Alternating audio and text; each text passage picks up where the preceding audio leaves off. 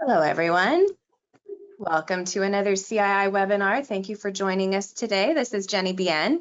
We do appreciate you making time for the CII webinars presented by our members and their expert guests. Today, we will hear about different products and services.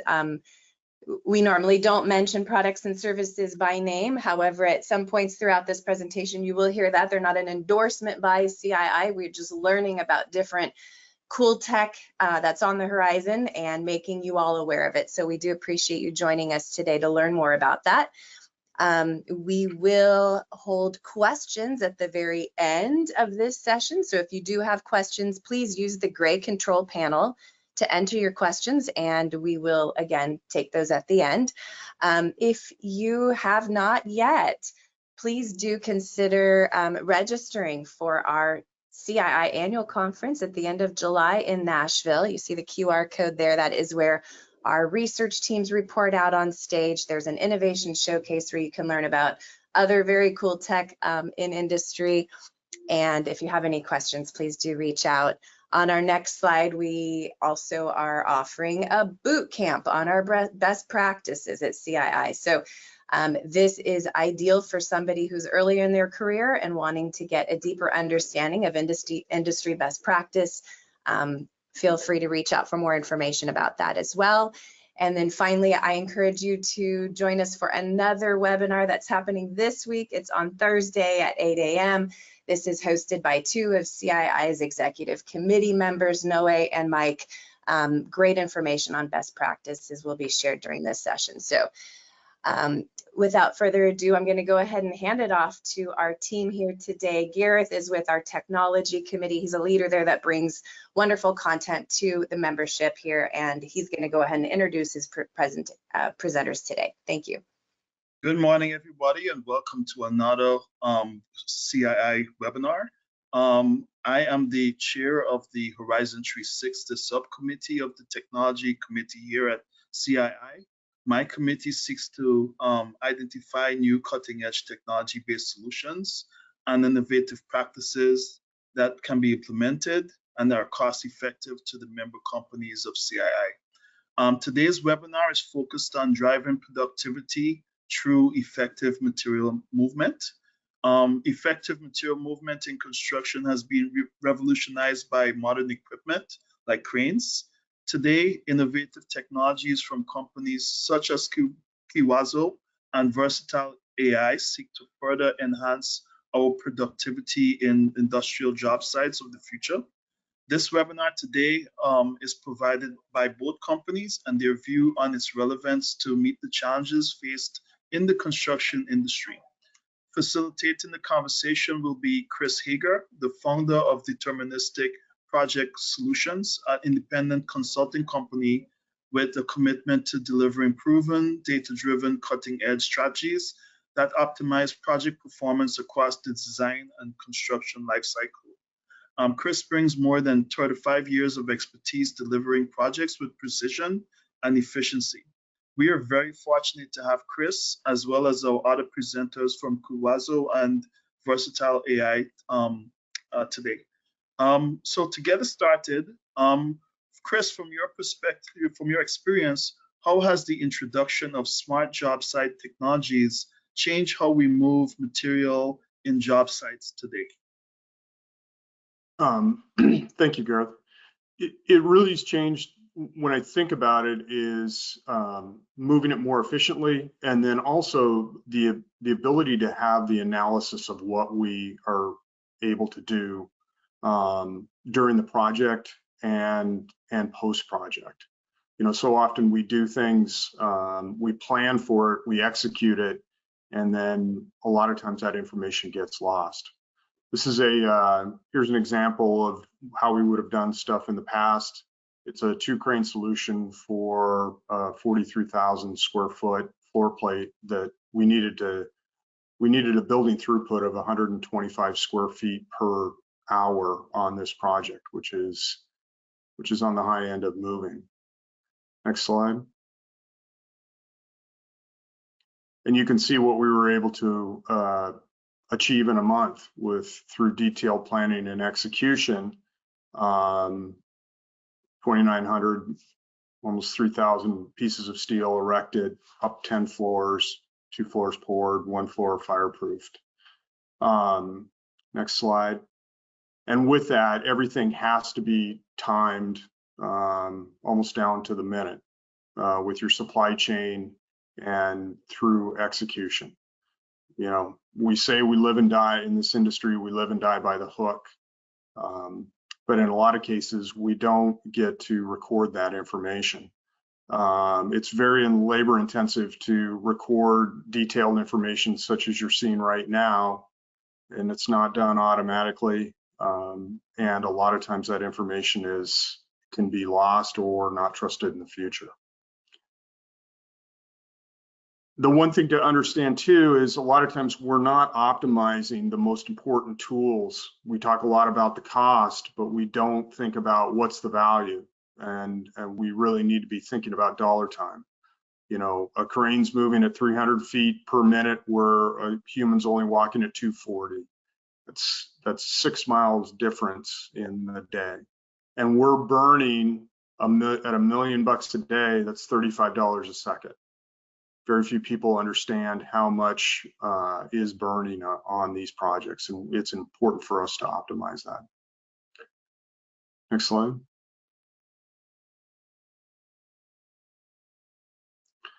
So with that, Artem and Nico, for each of you, what is the value proposition of your solutions, and can you share what problems your technologies are tackling today? Thank you, Chris. I'll start with my solution. You know, we at Kebazo have lifting robot Liftbot that replaces cranes and manual handling. Our first use case is scaffolding, partially because scaffolding is a really expensive process. It can easily be 10 to 15% of a turnaround budget, or it can be 30 to 40% of indirect cost. Next slide. And as we all know, the way how scaffolding is done, it's either done with cranes, or when cranes are not available, it's done completely manually, right? And when you look at this video, it's quite normal to see this at multiple sites across the world. It's really inefficient, unsafe, and there is obviously a problem of labor shortage. There are not enough people these days who want to do the job. Next slide. So the cranes, like cranes at Pan, will be the other alternative to assembling scaffolding, which is obviously also not the most efficient way. Next slide.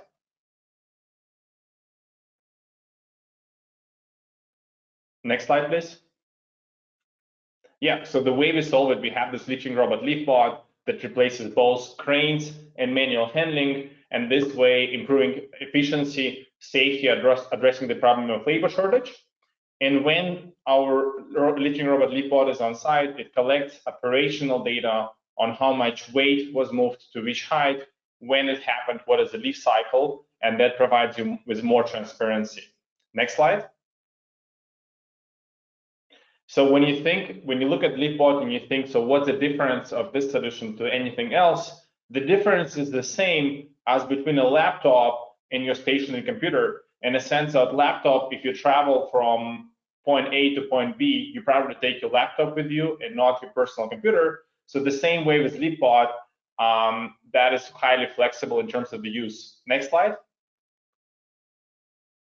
Liftbot, similar to laptop, is also battery powered. It's wireless, right? So it can be quickly installed within just a few minutes and done by hands of people. So this enables its utilization in situations where today people will work completely manually. Next slide. So it has advanced layer of safety sensors and software behind, which enable this autonomy and like quick training cycles. It just takes 1 hour for people to learn how to use it. And as I also mentioned, the system is completely wireless. It has a data layer that provides you with, next slide, yeah, that provides you with insights on what's actually happening on your site without you leaving the office. And you know, with this data, you can essentially improve the way how the projects are being done, because you cannot improve what you cannot measure. And we also provide like a benchmarking level where we can tell you what good looks like. Next slide. We started with scaffolding, but then simply like quickly we saw the demand for other types of material need, and that's what we enable right now with Liftbot as well. Next slide. Where contractors and asset owners utilize it for moving other types of materials, all with the same goal of replacing cranes and manual handling. Next slide. So we are trusted by a number of leaders in heavy industry and various verticals, deployed constantly for maintenance and construction with the goal of improving safety, efficiency, and transparency on the sites. And at this stage, I will pass it to Nico, who will take it from here. Thank you very much, Artyom. My name is Nico. I'm VP Sales at Versatile. We've been around since 2017. Industrial is our fastest growing segment for us. And when we talk to people about Versatile, if they know of us, it's because they've seen one of our devices on cranes. On the left here, you see what it looks like. It looks like a hockey puck that sits under the hook of the crane. Inside of a device, we have array of sensors similar to the ones that you will see in your smartphone. And in addition to those sensors, we have a load cell that measures weight. And how our system works is very simple. We take this parsed sensor data, we ship it to the cloud. In the cloud, we make sense of this sensor data and build it into a production story. And the way we process the data is best explained in, if it looks like a steel column, it weighs like a steel column, it goes where the steel column should go based on construction documentation.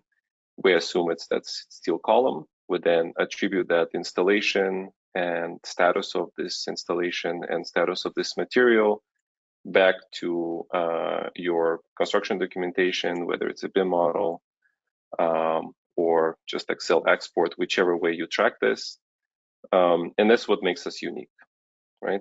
We're able to understand the material flow and give you data. Going back to what Chris has mentioned, very structured, very detailed data set about where every single piece went, how it moved from delivery all the way to installation. And with this data, next slide, please, we're solving 5 problems. Problem number 1 that we hear all the time is actually, what are my cranes doing? It sounds typically like, okay, I see a lot of cranes being idle. How can I reduce this idle time? But when you drill down to the second order of this value, there are really 4 things that drive that. 1 is uncertainty about field productivity. Okay, what is happening? Are we actually putting work in place, or are we spending time on required but not value-adding activities? Second is misalignment between plan and actuals. The data is used to build better plans. Going back to what Chris has said, you plan how you're going to put this together, and then you want to see how it actually is coming together, and you're looking for any kind of insights on deviation from that plan earlier on. We find that the first deviations happen within the first week, typically second or third day. Third value is really change order and claims exposure. It comes from availability of crane time. It comes from availability of material or areas. And so basically you're able to see if there are any disruptions to your material flow and work in place speed, and see how you can actually build a story around this and have a real solid evidence that protects you and reduces your risks.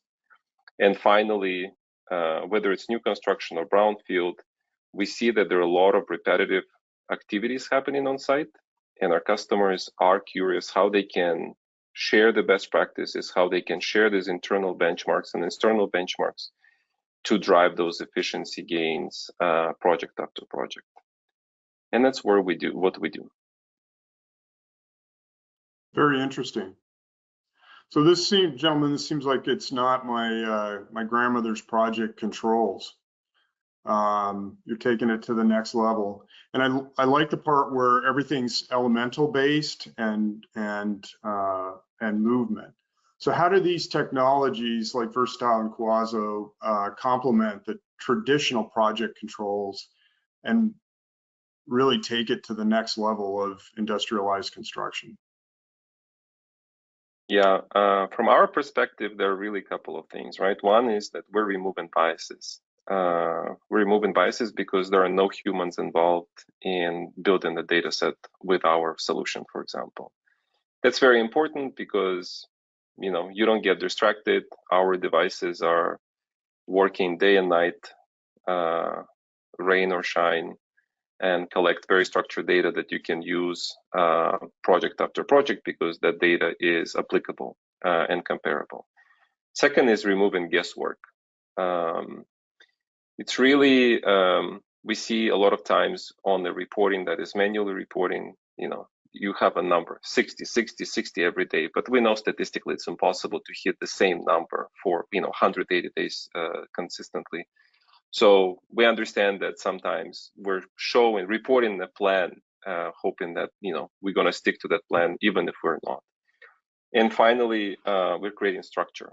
I think going back to what Artyom has mentioned, you only improve what you're measuring, and the fact that you are measuring, you are seeing how your materials are moving, and you're able to build a story around this is really important for you to take corrective measures or implement any improvements. So those are the things that I think go beyond your typical Excel reporting on material movement and progress overall.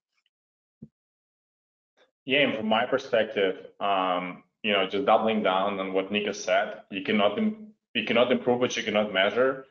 And we all know that like project controls is one of those functions when you really need to get into the weeds, and probably is a bit of an outsider who takes care of multiple projects and who needs to come quickly, deliver value, and help with the way how things are, like bring best practices.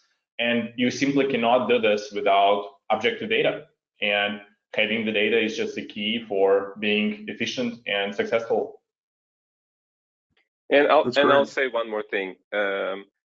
Today's world, there is a lot of 3D content when it comes to design, to project management.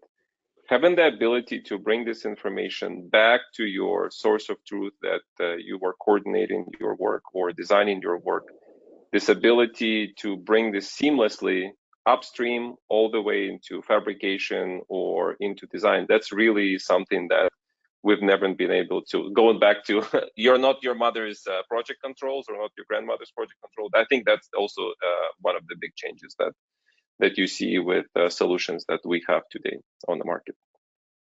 That's great. That's great. Well, I also think too, it's important at the end of the day for an owner, we're left with the elements.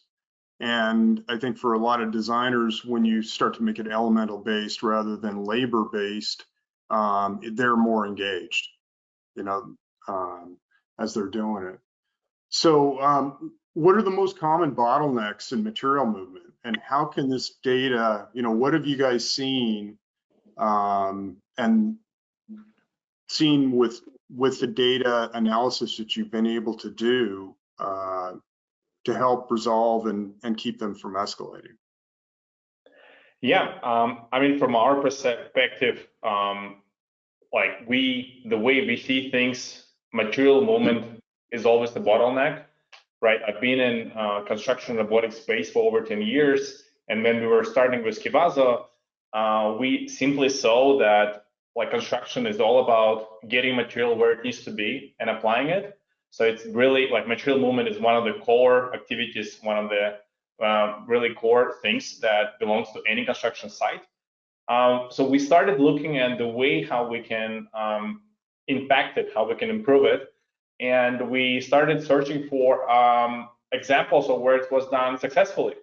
The first example that came to our mind was warehouse automation. If you think about Amazon warehouse today, it's fully automated with robots. It has fully digital system behind it. So that's the reason why today you can order a package and probably still get it the same day, And it was not possible like 20 years ago. So, but construction sites are still run the same way. So that's kind of where we had our vision that in order to fundamentally impact the material movement on site, you need to impact both physical and digital level behind it. And that's kind of what effectively is the big opportunity out there, because at the end of the day, if material movement is done efficiently from both ends, from physical and digital side, you have a big opportunity to save a lot of resources, improve safety, and simply know where your materials are. And like from our perspective, that's the really the polar star we should all like look towards to. And obviously it's a big vision. And you're probably asking yourself, so what can I do today? Our answer is that you can move towards integrating smart KPIs and smart ways to track what's happening on your sites.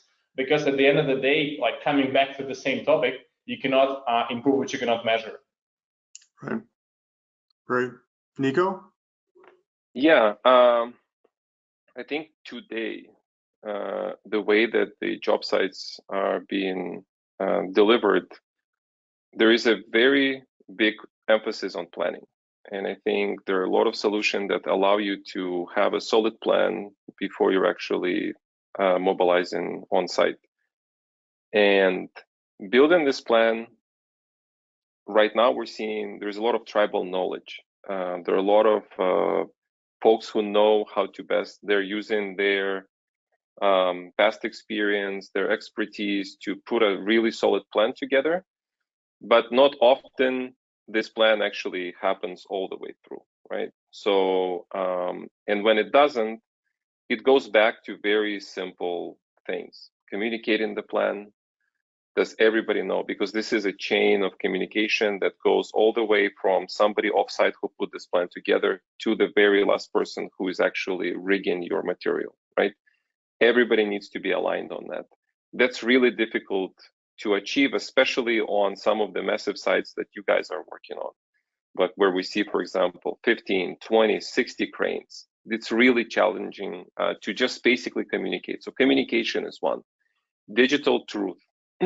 It's very simple to print out a BOL with the material on the truck that's heading to a job site, but sometimes you're missing a piece on the truck, right? And once you are on site, there is not easy way for you. It's not a control paste, copy and paste like you have on digital products.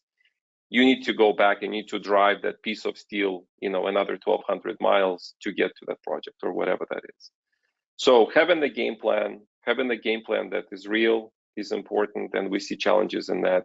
Communicating that game plan, we see challenges in that. And actually having this digital truth of what was supposed to be there, how did it get there, where it's at right now, when is it going to get installed, and is it installed? In every single piece, I still think that communication is one of the bigger bottlenecks, and data allows us to get that digital truth, that digital fingerprint with timestamps of what things have been happening, and break down that big chain of communication into smaller chunks. Right. It's like game film. We're bringing the statistics from Saturday and Sunday to Monday. And it's a way to improve it and to pass along onto the next generation. Because you're right, we have a lot of brilliant people in this industry, but a lot of that in the past has been stored in some guy's 3-ring binders in his garage or a little book in his upper left-hand pocket. Somebody knows all the times. So, so if I want to use this technology, can you guys walk me through, how can EPC firms adopt AI solutions at scale across multiple sites without overhauling our traditional processes or really enhancing those traditional processes? Yeah, I think we've been working really hard on making this process really non-intrusive. One thing that we learned on projects is you guys don't have time for to play around with tech. So like looking for a solution that has a really solid understanding of how you work and make it easy for you to implement is really important. We basically break it down. Our go live happens in 4 minutes, and then after that, you guys start seeing data, and then next morning you have your first reports, and then you can act on this. And I think this is the key: having a clearly articulated problem, finding the right solution to that problem, and making sure that the technology providers like us are taking the effort on themselves to implement and on your project, and make it easy for your teams who are putting work in place, right? So I think that is the key, and make it easy, make it non-intrusive, and make it very clear for them how that works. And then when it comes to adopting across and making the product sticky, I think the most important is to have your key people bought into the value, right? So there's got to be something that gets off the plate of a superintendent. There's got to be something that gets off the plate of a PM, and that is the only way that the solution will be scaled within the enterprise or across the project or multiple projects. And from our side, I just want to double down on what Nico said. Non-intrusiveness, it's one of the key features of any new technology that you bringing. Like, you cannot come with a new technology that's gonna rehaul how everything is done. So that's when we were working on Liftbot, we wanted to make sure that it's a really easy product to integrate. Like I mentioned, for us, it's just 1 hour of training. And what's quite important as well, it's applicability. So when it comes to scaffolding projects, Liftbot can be deployed for any jobs that are 30 feet or higher. And as we all know, that anything beyond will be done anyway manually. So in this sense, you gotta make it really easy for people on site to make decisions, because everyone is has a lot of problems. And if you are just adding another problem, if technology is not making their job easier, then that's probably not going to work. So that's something that we are working a lot, just making it really easy to understand, really clear value proposition, and really easy to integrate. Sounds like these things are as robust as I can trust it, like my electronic total stations, which I'm not gonna do a job unless I have one, and I'm not gonna hire a sub unless they have one. So finally, what KPIs should teams be tracking with your equipment? Yeah, I mean, the ultimate, just coming back to the same topic, the ultimate KPI is return of investment. It's got to be really easy for people to understand what they're getting out of it, because everything else is just people just don't have time and mental capacity for this, because they just overloaded with what's happening at their sites today. So like in our case, we try to make it really simple. People know that a typical crane costs like $100,000 a month. So if you are able to replace this crane, you're saving $100,000 a month.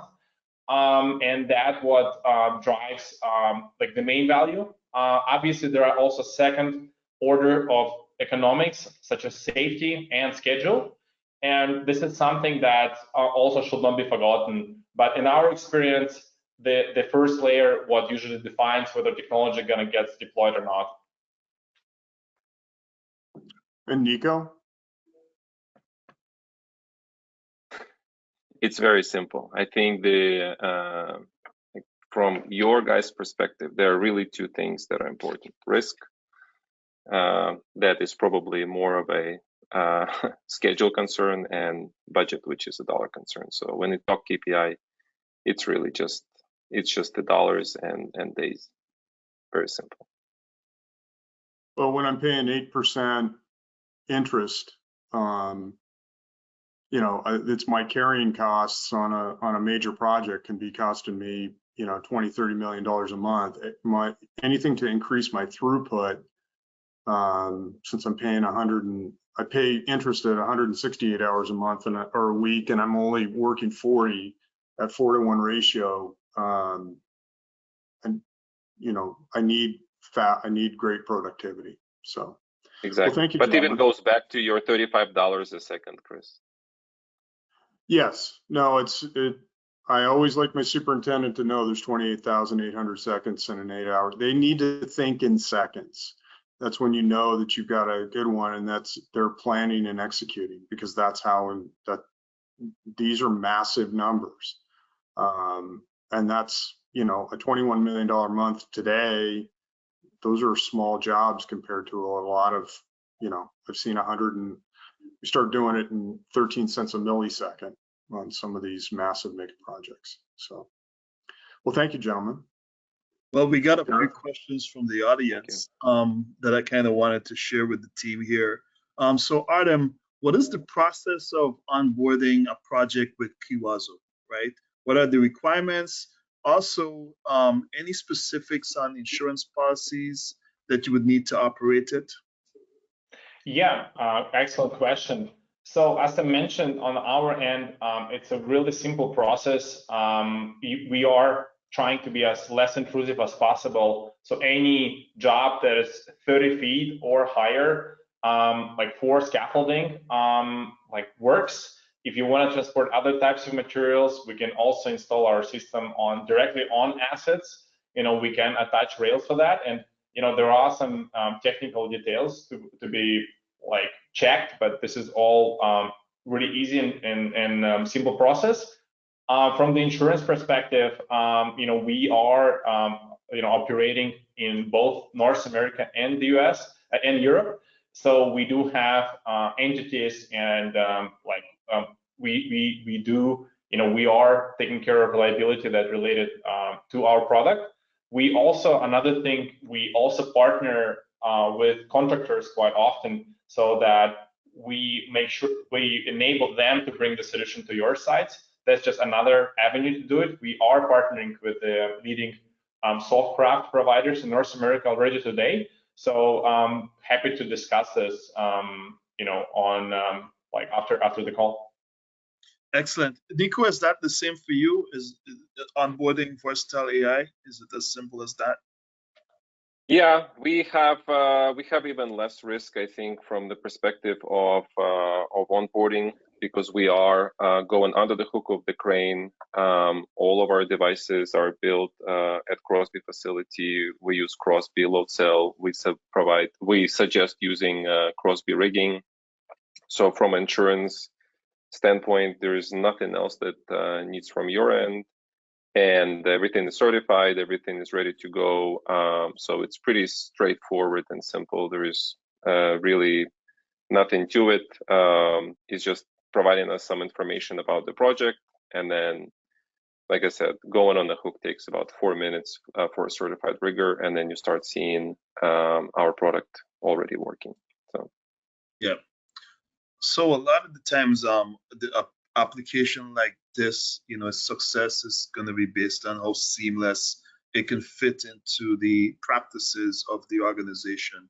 And as you guys know, a lot of companies, EPC companies, they have fairly digitized, automated processes at this point.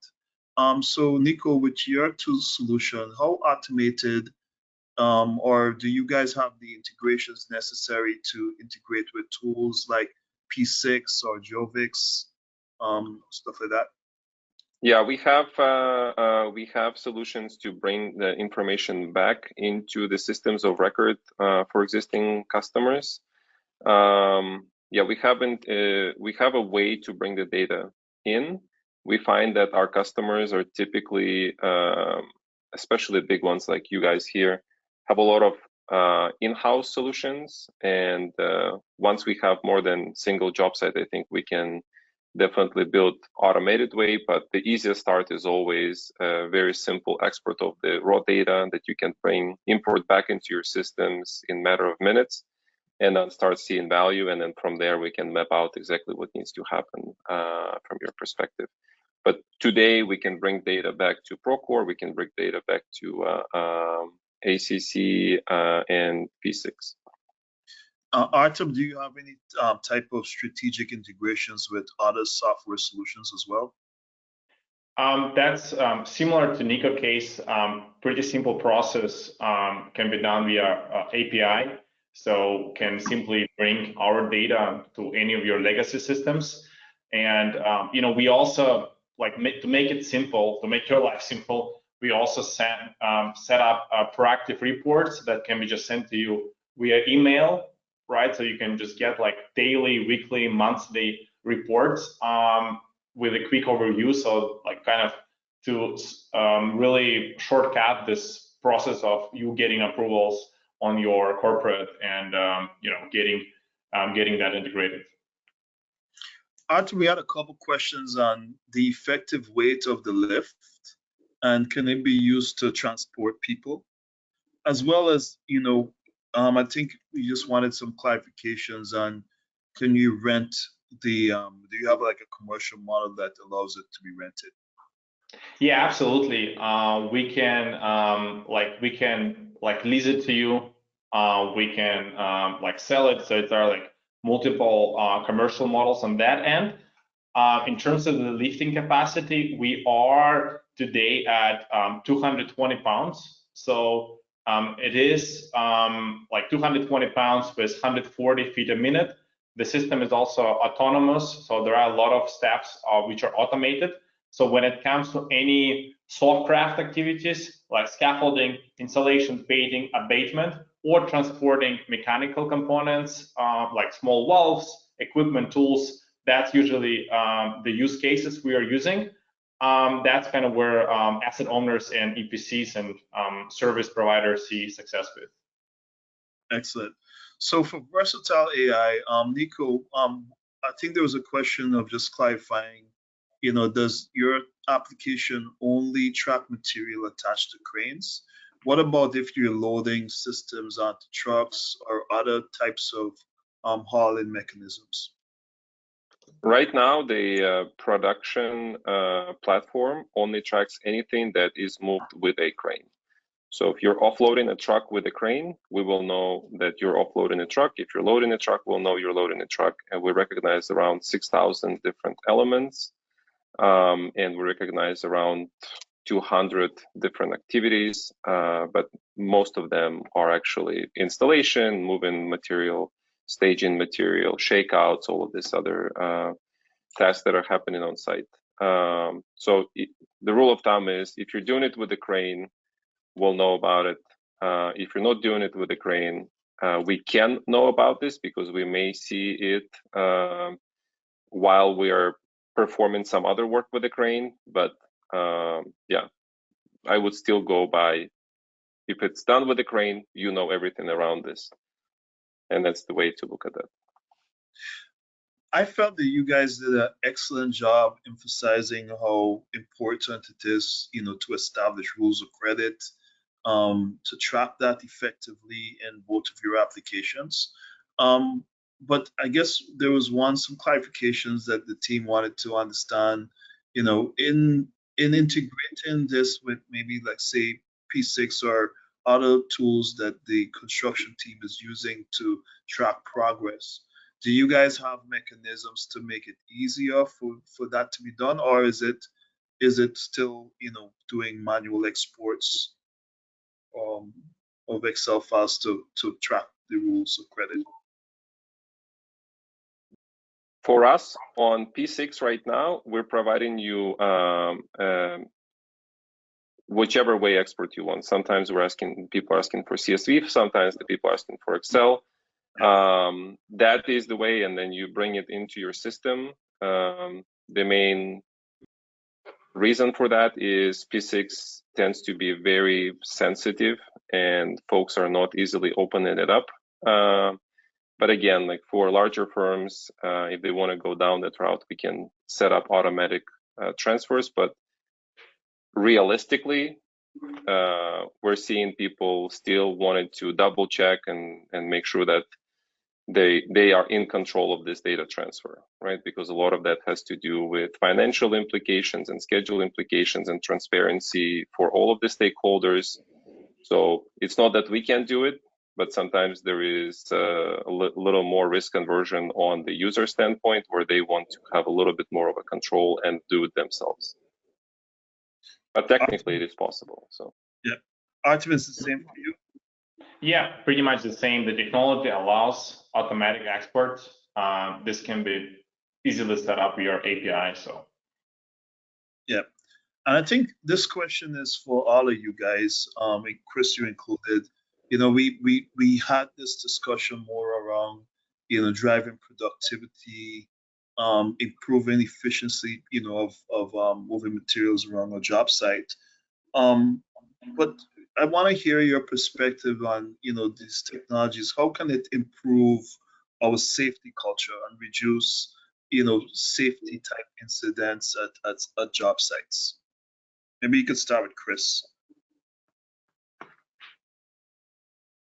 Well, I think the one thing about it, when I'm thinking about especially Kawazo, when you start to see how some of this is done, whether it's tying scaffolding onto a rope and hoisting it up, you're only as good as the knot.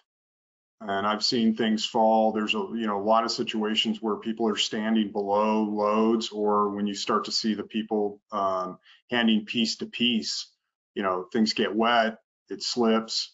There's a lot of danger that goes along with that.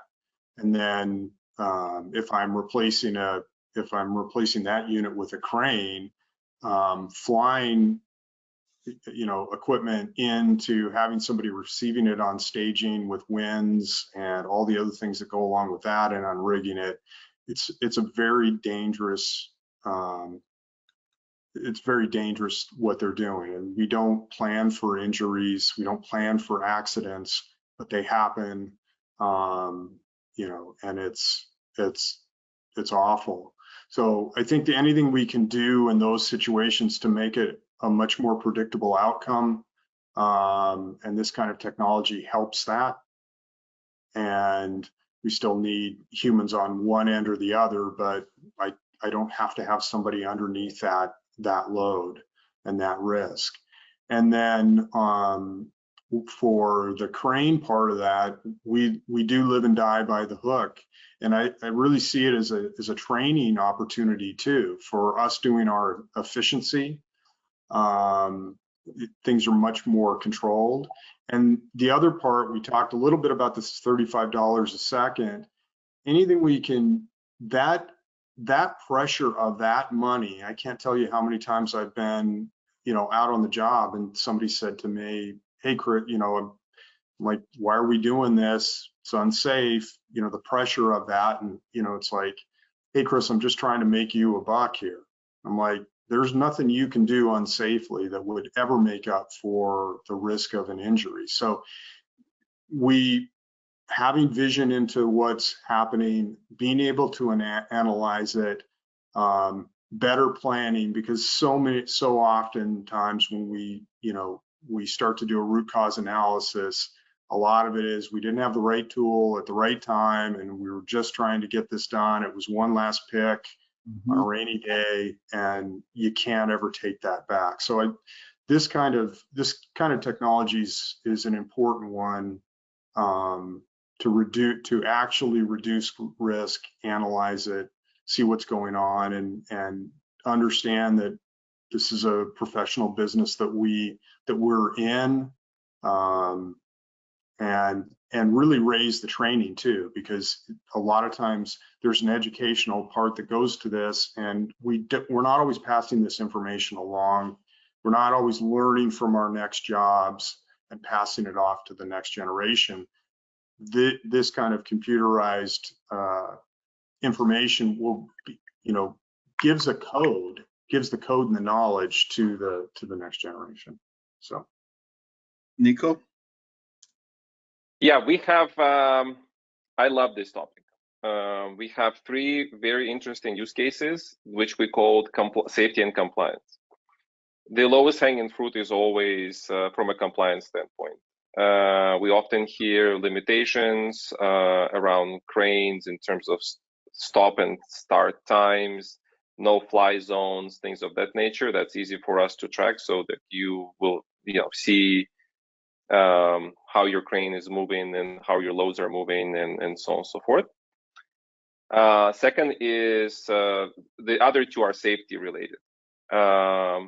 And the one I love the most is we provide a report for safety managers that are planning their rigging, they're training on their rigging practices.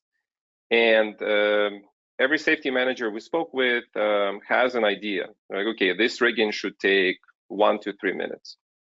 So I want to see everything that was done under a minute, because maybe they're missing steps. And I want to see that everything's been done over 3 minutes, because maybe that rigging crew is not trained well enough, and so on and so forth. And that is something that we see very helpful. And again, if you're running a big project, having this report and this ability to basically flag anything that's outside of those safety regulated intervals is very helpful for safety managers to go and address this. And the second one on safety is critical picks. We know critical picks are important. They're already planned. They're basically specified activities, and have a record of that specified activity, and being able to watch it live remotely from wherever you are, to have a record of that that you can go back to if something were to happen, and have that evidence. We find that is very helpful, and it drives both of those things. The fact that that you're constantly having discussion about rigging, and the fact that you have a process of review and critical picks drives the behavior shift with the folks who are actually executing this test on site.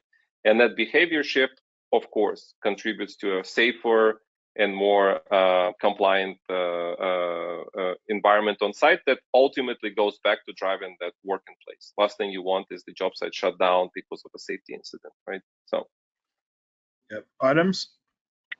Yeah, I mean, it's like Reese mentioned, it's relatively straightforward for our case. Just wanted to add on that, we have a DAO site where we have Liftbot deployed for over 3 years. So last year, they put together a case study on safety, and they figured out that Liftbot helped them to improve safety by 1/3. And the reason for this is because they were able to reduce the so-called P-life hours. It's a potentially like hazardous hours, that's how DAO internally called them. And that's obviously big win for any site, because we all know, right, we have this one client in like northern US where they mentioned to us that one even small accident simply costs us like $200,000 a year, right? So that's and this is just a small thing, right? We all know the cases where accident will be like 50 million like lawsuit, right? So we obviously, it's not just a money topic, it's also people lives topic, right? It's we at the end of the day, it's a people industry. And the third thing, obviously, if something happens, this means that your project is going to be shut down for some period of time to get investigation done. And that's obviously like what all of us trying to avoid, because coming back to Chris said, when 1 second costs $35 and 1 day costs you $1 million, that you would rather avoid those cases than having them. Yeah. So on behalf of the technology committee, I would like to thank you guys all for participating on this webinar. It was truly a pleasure facilitating this conversation with you guys. I think this was an excellent topic. Like, I was dying to do this topic at the beginning of the year, and I think you guys did an excellent job bringing that vision to fruition. So thank you guys again. To the rest of the group here, thank you guys for listening to our topic today, and hope to see you guys at future H360 webinars, and look forward to doing this, seeing you guys on the future webinar maybe in another month or so. Take care, guys. Thank you, everybody. Thank you, Garrett.